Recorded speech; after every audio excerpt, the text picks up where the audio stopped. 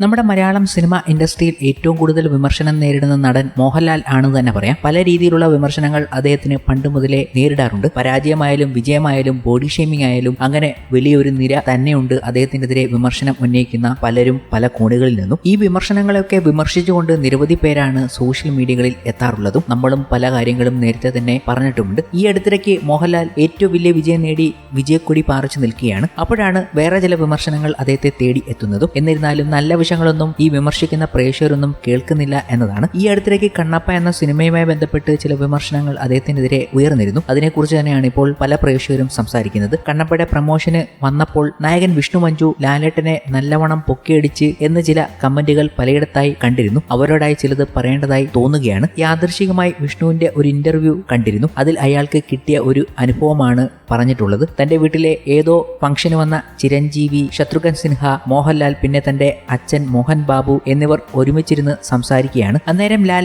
ശത്രുഘ്ൻ സിൻഹയോട് ഏതോ ഒരു പടത്തിലുള്ള അദ്ദേഹത്തിന്റെ ഐക്കോണിക് ചിരിയോ മറ്റോ പറ്റി ചോദിക്കുന്നു. ശേഷം ഈ 4 പേരും ആ ഒരു മാറ്ററിലൂടെ ചെന്ന് ഏതാനും മണിക്കൂറുകളോളം സിനിമയെപ്പറ്റി ചർച്ച ചെയ്തു എന്നും ഇത്രയും വലിയ നടന്മാരുടെ ആ ടോക്ക് തനിക്ക് തൊട്ടടുത്ത് നിന്ന് കാണാൻ കഴിഞ്ഞത് ഭാഗ്യമാണെന്നും വിഷ്ണു അന്ന് പറഞ്ഞത് കേട്ടിരുന്നു. മോഹൻ ബാബു പാവപ്പെട്ടവർക്കായി നടത്തിവരുന്ന ട്രസ്റ്റിന്റെ വലിയൊരു പരിപാടിയിൽ പങ്കെടുത്ത അതിഥികളിൽ ഒരാൾ മോഹൻലാലാണ്. ചിത്രത്തിന്റെ റീമേക്ക് റൈസ് കിട്ടിയതിന് ശേഷമുള്ള മോഹൻലാലിനോടുള്ള ആ ബോണ്ടിങ്ങിനെ പറ്റി മോഹൻ ബാബു ഇപ്പോൾ പറഞ്ഞതും കേട്ടിരിക്കുമല്ലോ. ബ്രോഡാഡിയുടെ ഹൈദരാബാദ് സെറ്റിൽ നിന്നും ലാലേട്ടൻ നേരിട്ട് അവരുടെ വീട്ടിൽ പോയാണ് മോഹൻ ബാബുവിന്റെ മകളായ ലക്ഷ്മിയെ മോൺസ്റ്ററിലെ പ്രധാന വേഷം ചെയ്യാൻ ക്ഷണിച്ചത് എന്നും ഈ ഒരു അവസരത്തിൽ ഓർമ്മ വരികയാണ്. ആയതിനാൽ വിഷ്ണു ലാലേട്ടനെ പുകഴ്ത്തിയെങ്കിൽ അത് ഉള്ളിൽ നിന്നുള്ള വാക്കുകൾ തന്നെയായി കണക്കാക്കാം. ഇതുപോലെ ഭാഷകളുടെ സീമകൾ കടന്ന് ഫ്രണ്ട്ഷിപ്പ് നമ്മുടെ പല താരങ്ങളും കാത്തു സൂക്ഷിക്കാറുണ്ടാകാം. നമുക്കറിയില്ല എന്ന കാരണത്തിനാൽ ഒരു കമന്റ് മാത്രമിട്ട് അതിനെ അപഹസിക്കരുതെന്ന് പറയാൻ ആഗ്രഹിക്കുന്നു എന്ന് പറഞ്ഞുകൊണ്ടാണ് രാഹുൽ മാധവൻ സോഷ്യൽ മീഡിയയിൽ എത്തിയത്. ഒരാളെ വിമർശിക്കുമ്പോൾ അദ്ദേഹത്തിന്റെ പോസിറ്റീവ് വശങ്ങൾ കൂടി ചിന്തിക്കണം എന്ന കാര്യങ്ങൾ കൂടി എടുത്തു പറയുകയാണ് ചില പ്രേക്ഷകരും. ഈ ഒരു ഭാഗത്ത് മോഹൻലാലിനെ വിമർശിക്കുകയാണെങ്കിൽ ഈ വിമർശനങ്ങൾ പല ഘട്ടത്തിലും പല രീതിയിൽ വരാറുണ്ട്. ഇപ്പോൾ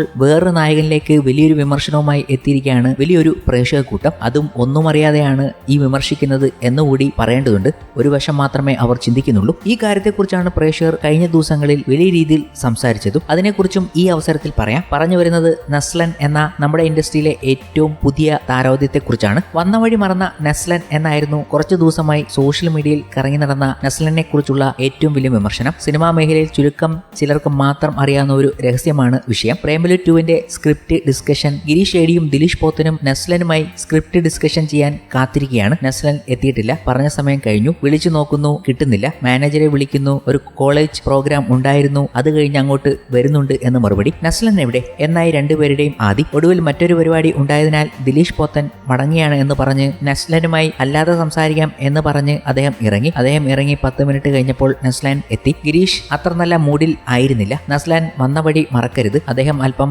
അലോസര സ്വരത്തിൽ തന്നെ പറഞ്ഞു. ചേട്ടാ, ഒരു അബദ്ധം പറ്റി. ഗൂഗിൾ മാപ്പിൽ ഹോട്ടലിന്റെ പേര് കൊടുത്തപ്പോൾ മാറിപ്പോയി. ഗിരീഷ് അമ്പരന്നു. ശരിക്കും വന്ന വഴി മറന്നു തന്നെയാണ് ചേട്ടാ കാരണം. എത്രയോ തവണ ഞാൻ വന്നിട്ടുള്ള ഹോട്ടലാണ് ഇത്, എന്നിട്ടും അബദ്ധം പറ്റി, സോറി. കുറച്ച് ദിവസങ്ങളായി നസ്ലനെ കുറിച്ച് പല ഗ്രൂപ്പുകൾ, സിനിമ ഐഡികളിൽ ഒക്കെ കാണുന്ന ചില ഗോസിപ്പുകളുടെ സ്വഭാവം ഏതാണ്ട് ഇങ്ങനെയാണ്. പ്രേമലു 2ൽ നിന്നും നസ്ലൻ പിന്മാറി. തന്റെ ഗോഡ് ഫാദർ ഗിരീഷ് ഏടിയുമായുള്ള സിനിമയുടെ തിരക്കഥയിലെ ഭിന്നഭിപ്രായ ഭിന്നതകളാണ് കാരണം. ആസിഫ് അലി ചിത്രത്തിൽ നസ്ലൻ കൂടുതൽ പ്രതിഫലം ചോദിച്ചു എന്നിങ്ങനെ കുറെ കഥകൾ പലയിടത്തും കാണുന്നുണ്ട്. ഇതൊക്കെ സത്യമാണോ എന്ന് ചോദിച്ചാൽ മേൽപ്പറഞ്ഞ പോലൊരു കഥയിൽ എത്തി നിൽക്കും കാര്യങ്ങൾ. എന്റർടൈൻമെന്റ് ഇൻഡസ്ട്രിയുടെ ഭാഗമാണ് ഗോസിപ്പുകൾ. എന്നാൽ നസ്ലനെതിരെ വലിയ തോതിൽ ഒരു ഹെയ്റ്റ് ക്യാമ്പയിൻ സ്വഭാവം തോന്നിക്കുന്ന ചില കാര്യങ്ങൾ കൂടി ശ്രദ്ധയിൽപ്പെട്ടു. നസ്ലന്റെ അഭിനയശേഷിയെ യുവതാരം സന്ദീപുമായുള്ള താരതമ്യം എന്നിങ്ങനെ നീണ്ടുപോകുന്ന കാര്യങ്ങൾ. താരതമ്യം ഒരു പ്രശ്നമല്ല. ഒരേ സമയത്ത് സിനിമകൾ ചെയ്യുന്ന അഭിനേതാക്കളെ കുറിച്ച് പ്രേക്ഷകർ പല നിലയിൽ അഭിപ്രായ പ്രകടനങ്ങൾ നടത്തുന്നത് സ്വാഭാവികമാണ്. എന്നാൽ നസ്ലനോട് ഒരു ഹെയ്റ്റ് പോലെ ചില അഭിപ്രായങ്ങൾ കണ്ടാൽ തോന്നും. ഖാലിദ് റഹ്മാന്റെ കേസിൽ നസ്ലൻ കൊടുത്ത സപ്പോർട്ടൊക്കെ വിമർശന വിധേയം തന്നെയാണ്.